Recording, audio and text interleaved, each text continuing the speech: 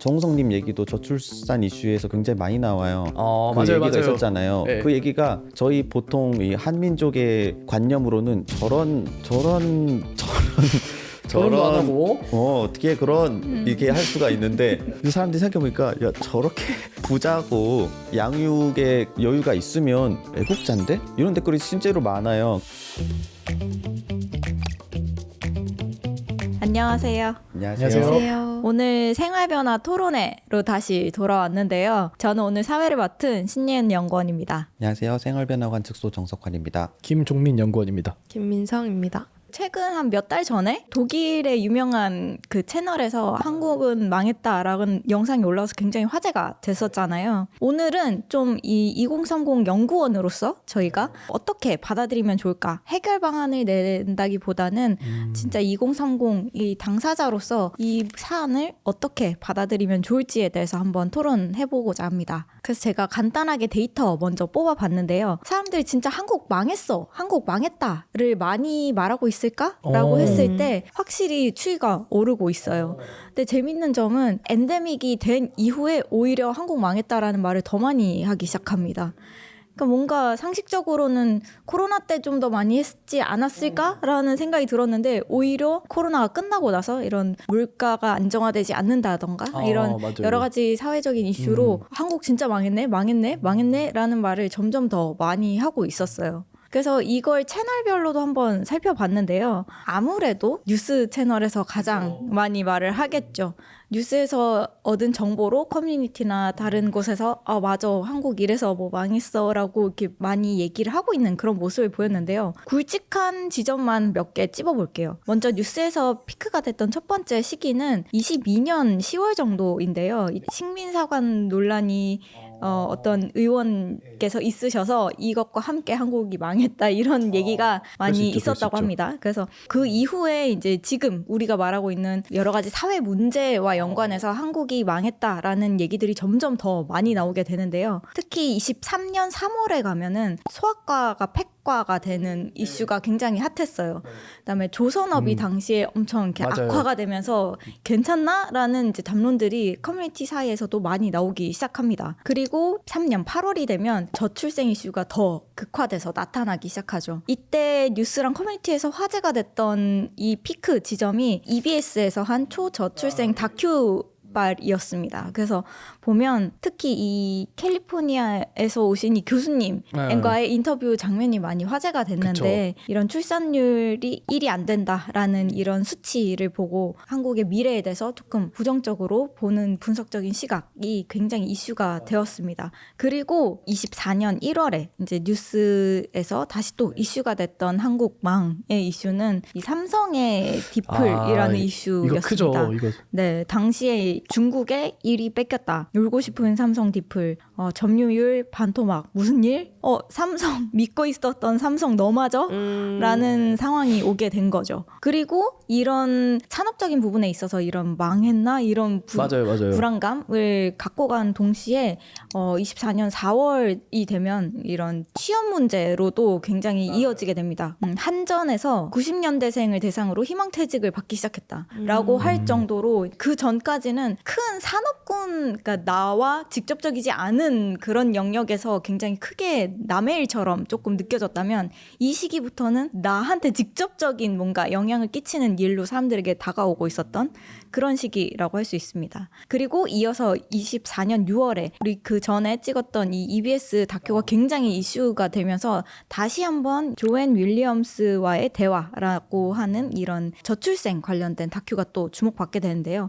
그리고 12월이 되면 큰 이슈가 모두가 왔죠, 아실 것 같은데 계엄 이슈로 한국 망했다라는 얘기가 굉장히 많이 나오게 됩니다. 이제 지금 최근인 25년 4월까지 또 피크가 이어지게 되는데요. 이때 한국이 망했다라고 사람들이 말하는 이슈로는 아무래도 국민연금 개혁과 관련해서 특히 2030 세대에서 한국 진짜 망했다라는 얘기를 더 많이 하고 있는 그런 모습을 보였습니다. 네, 그래서 이렇게 최근까지 한번 쭉 한국이 망했다라는 시기를 22년부터 최근까지 살펴봤는데요.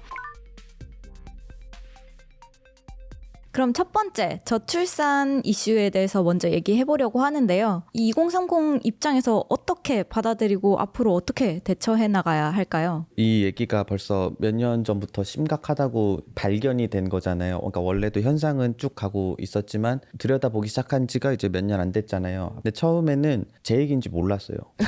그때는 와닿지가 않았어요. 그게 내가 뭐 하라는 거야? 라고 인식도 못할 만큼 아이고 큰일 났네 했는데 이제 점점 말하고 청년이고 너고 딱 네 나이고 하니까 나 뭐 하라고 하는 이제 그런 상태까지 이제 제 안에서 그 성숙이 된 거죠. 출산율 이야기가 100년 뒤에는 94%의 젊은이가 다 사라진다고 하더라고요. 그래서 인구 피라미드 같은 거 보면은 이상적인 모습이 있잖아요. 위에 갈수록 좀 좁아져서 아래가 튼튼히 받쳐줘서 이제 부양의 의무도 좀 덜하고 이게 가장 이상적인 건데 이 상태로 아무 변수 없이 가면 우리는 완벽한 완벽한 역삼각형 형태로 가는데 보통 사람들은 요거를 가지고 서버 종료라고 말을 많이 하더라고요. 섭종. 네, 서버 종료라고 많이 말을 하고 내가 여기 한국에서 내 캐릭터 열심히 키우는데 서버 종료 곧 한다고? 더 키울 필요 있나? 뭐 이런 생각이 들 수도 있고 그래서 근데 또 이제 되게 재밌는 게 90년대생이 제 2차 에코세대인가 뭐라고 해가지고 출산율이 처음에 막 떨어지다가 90년에서 95년생 이때 반등을 해요. 그래서 저희 때 지금 보면은 이번 분기 출산율이 반등을 했어요. 실제로 결혼율도 반등을 했고. 그래서 이 이슈 저는 낙관적으로 보는 게 좋다고 생각을 하긴 하거든요. 앞으로는 좀 달라지겠지라고 보는 게 그래도 청년으로서는 너무 비관적으로 보는 것보다는 좋다고 생각하는데 딱 하나 그래도 비관적으로 느껴지는 게 뭐냐면은 세대 간의 갈등이 생긴다고 보거든요. 저출산이 생기면은 요새 뭐 선진국들에서는 실버 민주주의자에서 기대 수명이 늘어나니까 시니어분들이 많아가지고 계속 정책 방향이 그쪽으로 가는 그런 형태의 어떤 민주주의의 위기다 많이 말씀하시더라고요. 대표적인 사례가 이제 국민연금 개혁 이거 할 때 표수가 적으니까 우리 의견이 너무 적게 반영되는 거 아니야? 그러면은 이런 게 이제 단순히 저출산이 애를 적게 낳는 것 이상으로 어떤 세대 간의 그 정책 결정에서 무게감이 달라지는 그런 이슈가 생긴다고 보거든요. 저도 똑같이 생각하고 굉장히 동감하는데 최근에 그 국민연금 이슈가 아무래도 그 종민 씨가 우려한 바대로 세대 간의 갈등처럼 더 이슈가 됐던 것 같아요. 이게 오히려 그 전에도 이 국민연금에 대한 좀 회의론이 많았는데 젊은 분들은 이 이슈로 오히려 더 극화돼서 그냥 안 내고 안 받겠다. 맞아요. 아까 굉장히 또 안 내고 안 화제가 받는다. 됐었죠. 근데 제가 느끼기엔 윗세대가 안 나오면 다 죽어 이러니까 죽을까? 그럼 죽죠 이렇게 하게 되는 약간 어리둥절한 마음이 있어요. 제가 체감하기엔 제가 살아오기에 제 주변에 사람들이 너무 많은데 이렇게 더 많아야 될까? 라는 의문이 좀 있고 또 한편으론 저의 알고리즘을 보면 지방에 외국인 노동자가 많은 도시에는 이미 초등학교에 다문화 가정 아이들이 되게 많다라고 이야기를 하는데 그런데 댓글 보면 엄청 다 막 욕하고 있어요. 이게 한국이 아니다 이런 식으로. 근데 제가 보기에는 저출산 막 이렇게 얘기하고 있는데 이렇게 아이가 많은 거면 이것 또한 감사한 일이다라는 생각이 드는데 자꾸 약간 너무 편파적으로 갈리니까 그럼 내가 뭐 토종 한국인 낳으라고 라는 생각이 조금 그리고 조금 이게 아이를 낳는다는 문제를 넘어서 사실 키우는 것까지가 고려가 돼야 되는데 그렇죠. 요즘에 막 프로그램 보면 고딩엄빠 같은 프로그램 보고 애들이 어릴 때부터 저렇게 나와서 뭐 제대로 못 가르치고 막 엄청 힘들게 살고 이런 식으로 욕을 하고 금쪽이 보면은 부모들이 이렇게 가르치면 안 된다라고 하는데 곧 부모가 될 입장에서 그런 것들을 보고 나면 내가 진짜 이런 세상에서 아이를 잘 키울 수 있을까? 이미 나는 벌써 영어 유치원 보내려면 돈이 얼마나 필요한 거야 라는 생각부터 드는데 그런 생각들이 교차하다 보니까 아이를 낳아야 합니다. 아이가 지금 태어나지 않고 있습니다. 막 이렇게 하는 것들에 동의가 안 되고 굉장히 낯선 존재들이 저에게 계속 요구를 하는 듯한 느낌이 들어서 정말 반감만 커지는 느낌이 조금 개인적으로 저는 드는데요. 근데 또 한편으로는 위에 조금 30대 언니들을 보면 막 이제 막 결혼하는데 결혼하자마자 출산 계획을 엄청 세우거든요. 그래서 진짜 실전생 보면 요즘에 막 시험관 시도를 열심히 하는 부부의 사례가 나오는데 진짜 제가 아는 언니들도 다 그렇게 하고 있어요. 이 언니들이 이렇게 열심히 하면 저출산 문제가 없어지겠는데? 곧 오르겠는데? 라는 생각이 진짜 많이 들어서 이게 진짜 문제인가? 라는 의문이 계속 남아있는 문제 같아요. 저는 들으면서 굉장히 공감했던 부분이 그 한민족이라는 부분? 예전부터 계속 있었던 이슈지만 한민족을 왜 이렇게 고집을 하느냐라는 부분이 있어요. 그래서 대부분의 한국 사람들이 한국에 살면서 한국인과 결혼해서 한국인을 낳겠죠. 근데 아닌 경우도 있고, 그리고 아예 이주를 해서 이 한국인으로 이제 귀화 같이 하신 분도 계실 거고, 근데 조금 변하고 있는 이 세상 속에서 아직까지도 아이를 낳으세요, 아이를 낳아야 합니다 주장하는 쪽에서는 이 한민족을 버리지 못한 것 같은 기분이 드는 거죠.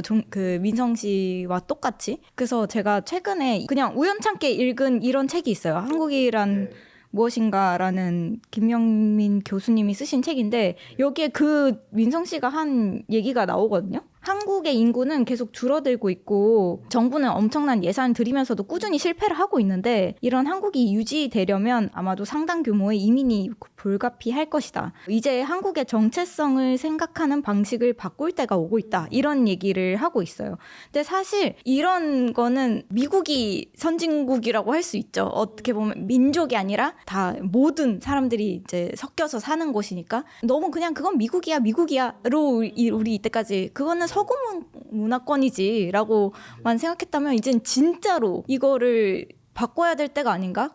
라는 생각이 드네요. 근데 또 걱정하시는 분들의 이야기를 들어보면 또 이해가 되는 부분이 있는 게, 예를 들면은 최근에 이민자들을 많이 받았던 이제 서구 선진국 같은 경우에 세대가 지나면서 갈등이 해소될 줄 알았는데 오히려 그게 문화적인 충돌이 되고 좀 불평등이 강화되는 부분도 있고 좀 사회가 혼란하다고 느껴지는 부분이 있는. 그래서 최근에는 막 되게 유럽에서 보면 극우 정당들이 많이 했다. 이게 다른 이유가 아니라 제가 생각했을 땐 그런 고려도 있는 것 같거든요. 그래도 내가 사는 가족들이 조금 낯설고 이질적인 문화, 그래서 좀 위험하다고 느껴지는 이민자분들이 살면 어쩔 수 없지만 그런 것을 조금 갈라서 살고 싶다라는 그런 원초적인 어떤 좀 안정성에 대한 욕구가 있어서 그런 거를 조금 가려면 자기 집단 우선주의라고 불리는 그런 오명을 감수하고서라도 그런 걸 추구하는 이유는 있는 것 같다고 생각은 하거든요. 그래서 이게 저희는 이제 이민을 본격적으로 받아들이지 않았으니까 오히려 약간 그런 공포가 더 있을 수도 있다고 봐요. 저는 그러니까 이미 당도했다고 보거든요. 그러니까 어느 정도? 어떻게 보면 우리도 진격거인 에르디아인처럼 파라디 섬에 갇혀서 살고 있는 걸 수도 있어요. 밖에 말에 막 전쟁 나고 난리 났는데 이미 바뀌고 있는데 이미 세상이 난리 나고 바뀌고 있는데 있는데 우리만 저기 성벽 안에 갇혀서 그래서 이걸 조금 우리 뜬 눈으로, 그러니까 좀 더 정말 받아들이고 이미 있는 현상인 걸 인정해야 되는 거 아닌가라는 생각이 드네요. 그럴 수 있어요. 저는 왜 이렇게 됐을까라고 생각을 이제 나름 해봤는데, 한국이 지정학적으로 원래 대륙에 붙어 있는 반도잖아요. 그러니까 원래는 출발이 대륙인데 섬나라처럼 된 거잖아요. 그 다음에는 지금은 거의 지방들은 소멸하면서 거의 도시국가 형태가 됐단 말이에요. 근데 심지어 도시국가가 되다 보니까 이 서울에만 인구가 지금 터질 듯 하면서 저희 다 월세 힘들게 살아가고 있는 거잖아요. 근데 여기에서 아까 말씀해주신 단일민족 이슈가 좀 있어요. 그래서 단일민족이 나쁘다 좋다를 떠나서 현상적으로 드러난 거는 이게 너무 다 똑같으면 측정되는 비교 항목들이 너무 많아지는 거예요.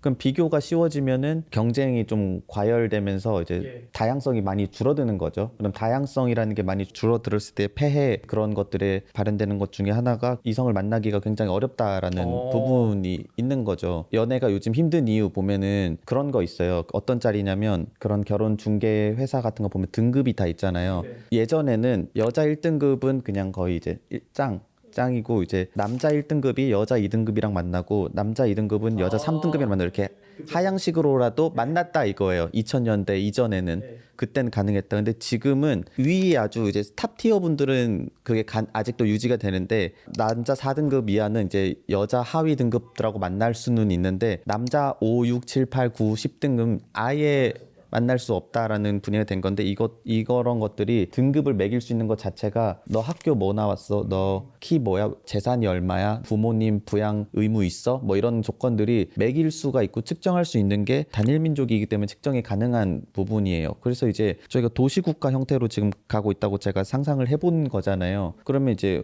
홍콩하고 싱가포르 같은 데도 도시국가잖아요. 근데 거기는 싱가포르 같은 경우에는 인구가 한 600만 명이 좀 안 되는데 외국인이 177 67만 명 정도거든요. 그러면 외국인이 40%예요. 근데 심지어 싱가포르도 미국처럼 애초에 다양한 민족이 같이 출발한 좀 특이한 나라긴 한데 어찌됐건 그 나라가 인구수 출산율이 똑같아요. 별로 그렇게 훌륭하진 않아요. 이상적이진 않지만 거기는 그래도 단일 민족이라는 개념이 없고 이게 다양하게 유지가 되고 있기 때문에 변수들을 이렇게 기대할 수가 있고 좀 자유롭게 주변 나라들에서 이렇게 왔다 갔다 하는 것이 비교적 자유로운 형태란 말이죠. 홍콩 같은 경우도 지금 홍콩도 사실 굉장히 심각해요. 아까 일론 머스크 짤 보면은 사우스 코리아하고 홍콩 좀 심각하다 이 얘기거든요. 근데 홍콩은 애초에 그 외부적인 이슈로 인해 인구가 많이 날아가고 있는 중인 거잖아요, 젊은이들이. 근데 홍콩도 애초에 인구에 비해서 외국인 비율이 우리보다는 훨씬 많아요.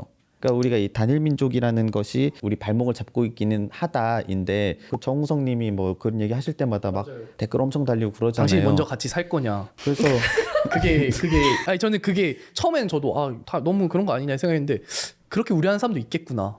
그래서 잠깐 정우성님 얘기 나와서 하는 말이지만 정우성님 얘기도 저출산 이슈에서 굉장히 많이 나와요. 그 맞아요, 얘기가 맞아요. 있었잖아요. 네. 그 얘기가 저희 보통 이 한민족의 이 관념으로는 결혼도 안 하고 어떻게 그런 이렇게 할 수가 있는데 이 사람들이 생각해보니까 야 저렇게 부자고 양육에 여유가 있으면 애국자인데? 이런 댓글이 실제로 많아요. 그러니까 한편으로는 지금 이 민족 단위의 위기가 있다 보니까 개개인이 그렇게 예전 통념과는 다른 행동을 했을 때 그럴 수도 좋을 수도 가난하지 마. 돈 근데 많으면 많으면은 그리고 여자도 혹시 그냥 아빠 없이 키우는 게 낫다고 판단하면 오히려 좋을 이상적이죠. 사실은 사정은 모르지만 두 분이 깔끔했다면 합의를 잘했다면 예. 이 단일 민족 이슈로 다시 돌아와서 단일 민족이 좋냐 안 좋냐 이런 것은 고민을 좀 많이 해봐야 된다 이런 생각이 좀 들었습니다.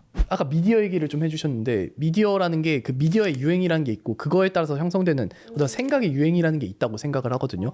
저희가 어떤 생각을 할 때 이걸 내가 자생적으로 생각한 건지 미디어의 영향을 받는지 그걸 사실 구분하기 되게 어렵잖아요. 그걸 이제 단적으로 저희 어떤 결혼이나 그 출산에 대한 관념에 영향을 미쳤을 거라고 생각하는 것 중에 하나가 제가 결혼 플러스 예능 연관어를 봤는데 2017년 이전하고 17년 이후 연관을 봤거든요. 근데 17년 이전에는 좀 더 낭만적이에요. 막 사랑이란 키워드가 순위가 더 높고, 근데 2017년 이후엔 되게 현실적이고 비판적이게 된 게 나이, 돈, 이혼 이런 키워드가 막 순위가 더 높은 거예요. 그러니까 이제 어떤 미디어에서 저희가 미디어의 기조가 그 이후에는 좀 더 결혼에 현실적이고 비판적인 걸 많이 내보냈고 아까도 그런 프로그램들을 얘기해 주셨듯이 저희가 그런 거에 영향을 받아서 조금은 비관적으로 보고 있는 시대의 유행일 수도 있지 않겠냐. 그래서 약간 느끼는 게 이게 그냥 일종의 유행일 뿐이라면은 낙관적으로 보는 시선이 다 유행이 되는 시대가 있을 수도 있잖아요. 혹은 그리고 미디어가 그런 역할을 할 수도 있잖아요. 그러니까 지금 이제 아까 시험관 아기 낳기 위해서 노력하시는 분들의 그런 노력을 좀 더 예전에는 결혼 그렇게 힘들고 부정한데 그런 식으로만 보는 것 이외에도 응원해드리고 되게 열심히 하고 계시다고 어떤 긍정해드리는 그런 시대의 유행이 온다면 그래서 저는 올 거라고 생각하거든요. 이제 한 사이클 지나서. 그래서 그러면은 또 그게 달라지지 않을까 그런 생각. 제가 원문들을 좀 많이 읽고 왔는데요. 어떤 분이 이렇게 얘기를 하셨어요. 저출산 관련해서 질문을 바꿔볼 필요가 있다. 왜 요새는 안 낳는가가 아니라 왜 그동안 낳아왔는가라고 했어요. 근데 이 얘기를 제 지인 중에 어떤 분이 하셨던 분도 계셨는데 반응이 진짜 안 좋아요. 특히 이제 윗세대일수록 그게 질문이냐? 인간이 사람이 태어났으면 섭리 같은 건데 자연에 그런 질문이 어딨냐인데 이게 사실 우리가 재밌는 관점이긴 하죠. 그간 왜 나와왔지? 그리고 심지어 제가 얼마 전에 폭삭수가 수다를 봤거든요. 그 양관식이라는 그 캐릭터 혹시 보셨어요? 예. 그 양관식이라는 캐릭터가 세월이 계속 흐르는데 끝까지 형편이 안 피는 거예요. 원래는 어렸을 때 너무 힘들었으면 그 세대였으면 삼저호황이니 부동산이 막 다 그 경제적 혜택을 많이 받았던 세대라고 전 학습이 됐었거든요. 그렇지 않아요? 그 세대면은. 근데 양관식이라는 캐릭터는 거의 노인이 돼서야 경제적 상황이 조금 풀리지 자식이 다 클 때까지 진짜 찢어지게 금전적으로 힘들거든요. 그걸 보면서 왜 나았지? 양관식이는 둘이 그렇게 사이가 좋았으면 둘이 요즘 생각이었으면 둘이 사셨을 텐데 애를 낳는 바람에 바람에. 근데 그 삶을 그래서 막 힘들었지만 부정하는 게 또 아니지 않습니까? 근데 그 삶을 맞아요. 그 삶이 너무 행복하고 아름다운 이야기인데 60년 동안 힘들었어요. 양관식이 이게 항상 젊은이다 보니까 희망적으로 사고를 한단 말이에요. 나아지겠지 40, 45, 50 양관식 그러면은 그냥 또 하나는 제가 아까도 게임 얘기를 했었지만 게이머 이분이 쓰신 것 같아요. 본캐를 키우기도 급급한데 부캐를 만들라고요? 그 심지어 본캐급으로 키워야 되는 부캐를요? 정말 그 힘든 일이죠. 합니다. 진짜 힘들다. 힘든 일이죠. 진짜 그럼 힘들어요. 무릎을 탁 쳤었는데 제가 이 글 보고 이분도 다시 그래서 이런 생각을 해요. 그럼 그동안 왜 나았지? 양면인 것 같아요. 왜냐면 이게 그동안 왜 나왔지라는 질문에 대해서 이거는 굉장히 비합리적인 선택이고 그게 너무 낭만적으로 포장되었지 않았냐라는 그런 비판적인 시각도 중요하다고 보는데, 근데 그럼에도 불구하고 그동안 나와왔던데 분명 어떤 낭만적인 속성도 있다고 보거든요. 긍정적인 속성도. 근데 제가 생각했을 때는 미디어의 방향성이 조금 그런 걸 긍정해주는 방향으로 가야, 만약에 정말 이 사회가 더 아이를 많이 필요한다면, 그러니까 아이를 낳는 게 정말 행복한 개인의 선택이고 좋은 일이고 잘한 일이다, 이런 관점을 주는 게 제일 자연스럽게 가는 방향이라고 생각을 하게 되는 부분이 있는 것 같거든요. 전 개인적으로 그렇게 생각해요. 예전에 많이 나았던 이유는 행복을 위해서 나은 거라고 생각해요. 그러니까 내가 낳아서 열심히 길러야지도 있겠지만 기본적으로 이전에 낳으셨던 분들은 두 분이서 행복하셔서 아이를 낳으면 더 행복하겠지가 좀 컸다고 봐요. 종민 씨가 말한 낭만적인 그쵸. 속성이 있는 거죠. 아이를 낳아서 오순도순이 행복의 표본으로 잡혀 있었으니까 왜 나지? 라는 질문에 의하면 행복하기 위해서라고 대답을 할 것 같아요. 근데 종민 씨도 말한 것처럼 약간 저는 안타까운 게 뭐냐면 이게 아이가 그래서 행복, 낭만이 아니라 필요의 이슈로 들어왔다는 게 너무 좀 안타까운 거예요. 아이를 필요로 의해서 그건 아니잖아요. 근데 이게 저출산 이슈가 이제 계속 극화되면서 아이는 필요의 이슈로 뭔가 프레임이 잡힌 느낌인 거예요. 이 국가를 부양하기 위해서 그런 식으로는 아이가 안 되죠. 있어야 돼. 맞아. 그런 라는 식으로는 프레임이 잡히니까 오히려 더 이제 이게 막상 낳는 2030 입장에서는 왜 아이를 필요에 의해서 낳아가 돼버리는 것, 왜 낳았어 그런 식으로 설득이 이때까지? 안 되죠. 설득이 안 되죠. 라고 돼버리는 거죠. 오히려 행복, 낭만이 있었으면 나을 수도 있겠다가 오히려 됐을 수도 있다고 봐요. 그래서 그런 부분이 좀 안타깝다. 그런 인식을 만들어주는 게 오히려 크게 봤을 때 좋다고 보는 거지, 정말 아이가 필요한 사회라면 그런 인식을 만드는 게 중요한 거라고 저는 생각하거든요. 그러니까 막 낳으라고 아무리 공동체를 위해서 해라 이런 방식은 안 된다고 보거든요. 근데 그걸 막 정책을 이제 만들고 이러는 분들도 아실 거라고 생각해요. 그렇게 얘기한다고 나아지는 게 아니라는 거를. 맞아, 알고 계시. 그럼에도 불구하고 이런 사회적인 분위기 자체가 아이는 필요해서 필요한 거야로 이제 프레임이 잡히기 시작했다는 거는 뭔가 참 안타까운 일이네요. 그렇죠. 네, 우리 이제 다른 이슈로 넘어가야 될 것 같은데. 너무 많이 했는데. 네네.